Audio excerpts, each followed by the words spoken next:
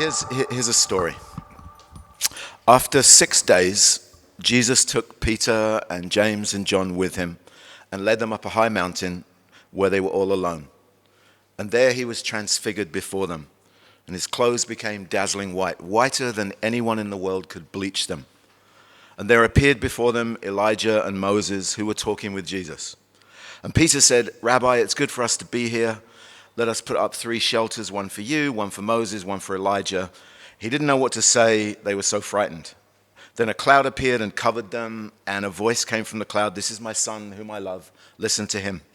And suddenly, when they looked around, they no longer saw anyone with them except Jesus. And as they were coming down the mountain, Jesus gave them orders not to tell anyone what they had seen until the Son of Man had risen from the dead.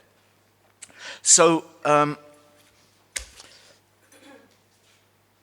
one of the things that Jack said many years ago when I first ever encountered him live was he talked about the Confessional Church and the need to kick down the walls from the inside.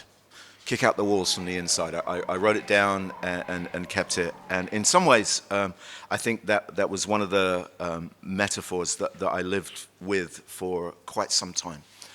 So I have a group of people in LA, and we are attempting really to look at things slightly differently. So maybe this is a different take. I picked the story because it's got a trick of light and a couple of ghosts, so it seemed to fit. But it also seems to me that there's a lot in this story that we know and that maybe we need not to know anymore. So it's an interesting tale, because in Mark's gospel, it's the axis of the story and everything changes from here. And once they go down the hill, it moves towards the end. And Mark's gospel is dark, to say the least. It's quick, there's not much information. Everybody's frantic, suddenly, immediately, just then. It's almost like everybody's slightly spooked and slightly freaked out, and Jesus is not a happy camper, and his relationship with everybody around him gets worse and worse and worse as the book goes on. So right before this story, Jesus has fed 4,000 people, and it's been quite successful because he didn't have much to go with, and everybody's wondering about that. And then he has a conversation with the disciples, and he asks them this question. He says, who do you say that I am? Or who do the people say that I am? And they say, well, some people say you're John the Baptist, back from the dead. Some people think you're Elijah, and most people think you're some kind of prophet. So basically, nobody knows, but there's something going on. And then he says, well, who do you say I am? And Peter says, well, obvious, you're the Messiah. And Jesus goes, yeah, keep that to yourself, and let me tell you what's going to happen to me. And then he talks about his demise. At which point, Peter goes, no, wait a minute. Let me just take you over here. And he takes Jesus to the side. Says, you can't be talking like that. This is not the way things should be. And so Jesus rebukes him and says, wait a minute. You're the devil right now. So there's this amazing moment where he sees something, and then the next minute he's completely wrong. And then Jesus turns around to everybody else and says, look, here's the deal. If you want to follow me, you have to take up your cross, deny yourself, and follow me. And all of that happens before this event. And, we're really good at taking bits of the text, the bits that we like, and lifting them out and not looking. But it's a story, and it's a narrative arc that is rich in all of these connecting points. So all of that feeds into this. And the interesting thing is that we usually take those stories that come before to prove that Jesus was the Messiah. But the interesting thing is that when Peter says he's the Messiah, Jesus doesn't respond by saying, yeah, you're right. He starts to call himself the Son of Man. So in response to Peter's claim that he's the Messiah, Jesus starts this Son of Man talk. Now, in more sort of stable and traditional worlds, I think, imitation and induction and maybe initiation are usually enough, I think, to get people along in the journey and bring them to some sort of point of maturity. But we don't live in those times. We live, I think, in very different times. We live, as they say, in modern times. And in the modern world, we meet more and more situations where the outcomes are less and less predictable, where life is less and less something that we know and understand, and more a complex, confusing set of circumstances that changes and ever changes, and we're never quite sure what to do. And part of that plays out within the religious landscape as it plays out everywhere else. I think the questions that are emerging with religion today are no different than questions that are emerging about love or life or sex or relationships or politics or economics. I think the times in which we live, everything is just up for grabs. And everywhere people are looking for sort of new logics to guide the choices and the decisions that we make. And because we're encountering situations and circumstances that in some ways we haven't encountered before. And that has implications, I think, for how we read things and how we see things. And so in a story like this, I think there are some interesting points.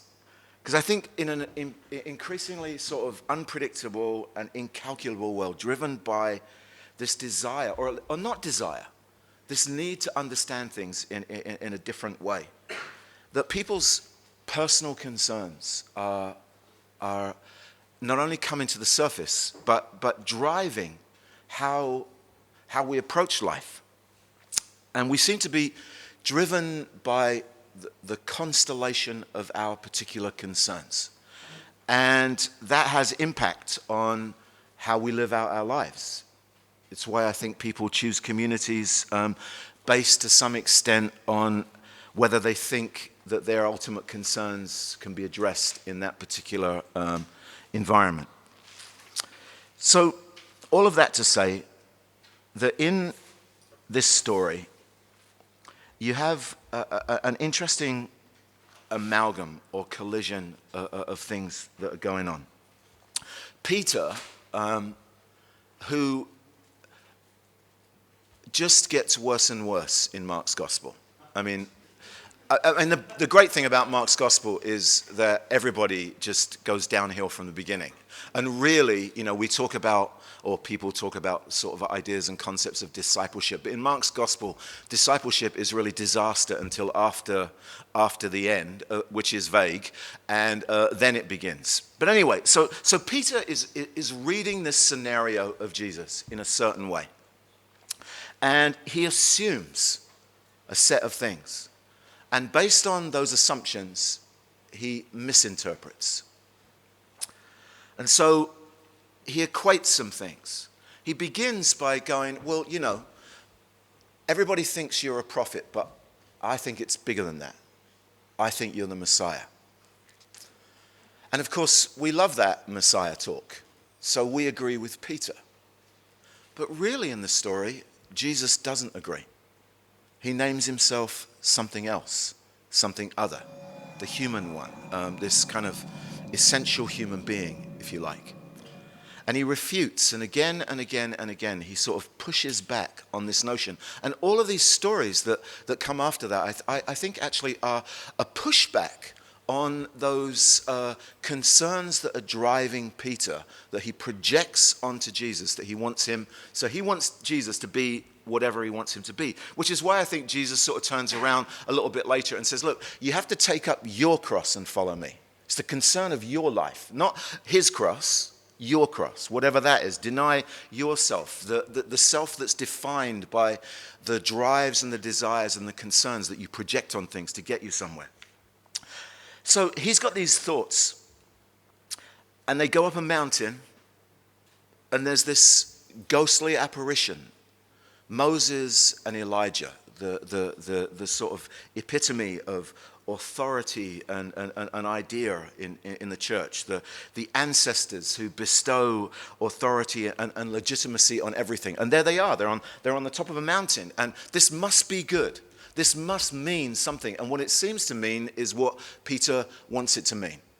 So Moses and Elijah appear, and then they disappear. And he turns to Jesus again. You'd think he'd learn his lesson, but no. He turns to Jesus and he goes, this is really good. We should stick around here. And we should build some tabernacles. We should make some shrines. One for you and one for Moses and one for Elijah. That would be fantastic. And then a cloud envelops them. And there's a voice from this cloud. And it's interesting because in Mark's gospel, God only appears twice. He speaks twice. In the beginning when Jesus is baptized, and here on the top of this mountain. And it's the last time you hear from God in Mark's gospel. And if you like, it's the exit of God from Mark's gospel. This sky God that comes down with Moses and Elijah disappears. So Peter thinks that this is a moment where Jesus is just going to step into what's been and what he needs and what he wants. But it's a new time. And it's not a time of passing the baton. It's a time where an old way comes to an end. And it comes to an end on a mountain, which in the Gospels and maybe in religion, there are these places of revelation, different things happen. Mountains feature heavily in most religions. There's these places where you go and encounter the gods. Deserts where you go and encounter yourself, on water where there's some kind of initiation and ritual in something. And Jesus sort of goes up mountains, but he's always coming down the mountain. And this is the last big mountain thing in here. And so Jesus comes and he takes over this role. The cloud speaks, if you like. And he says, listen to my son. That's the word that comes. And as I said, it's the second and last time in Mark's gospel that there's any voice from God in the story. The interesting thing about Mark's gospel is how little God is involved in the story. If you read it and you look at it again, you see that it's a bleak tale, a godless tale, a tale of kind of absence of the divine and the sacred in the way you expect it to be. So the cloud speaks, they're enveloped in this cloud, and it disappears. And if you like, it's a sort of farewell. It's a godly exit strategy. Because he says, this is my son, listen to him. Which thus far, nobody has. And unfortunately, for the next 8 chapters, nobody still will. Because the book is an invitation to consider, I think, what it is that drives us, that makes us not listen, but project desire upon this thing. So the cloud speaks, and then the cloud disappears. And in the middle of all of this, of course, Jesus has undergone this trick of the light, this metamorphosis. He's taken on something, but it's symbolic. It's meant to symbolize and energize and it's like a spotlight on somebody. Here it is. This is what you need to see. And the old dies off and the new appears. And then they go down the mountain. And Jesus says, keep this to yourself. Now, we always figure that because, maybe we think there's this inside knowledge. But I think it's more than that. I think it's about the fact that continually through Mark's gospel, Jesus sheds these notions that we place on him about who he is and what he's up to. And his take on things is not an encounter on a mountain, but you go live down on the earth. He's not the Messiah. He's the human one. He hasn't come to take us up a mountain.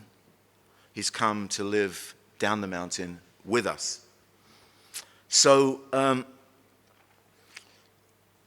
when you think about these stories, and you think about the people in these tales, and you realize that, or you can consider maybe for yourself or for the people that you live with and that you live around, that we have these ideas that we hope and think will get us somewhere. but they don't. And the gospel becomes this place where we are invited to face the dichotomy or the challenge between what we want and what's really going on, or what we want and maybe what we need. I don't know. But in societies on the move, static tales are not very helpful.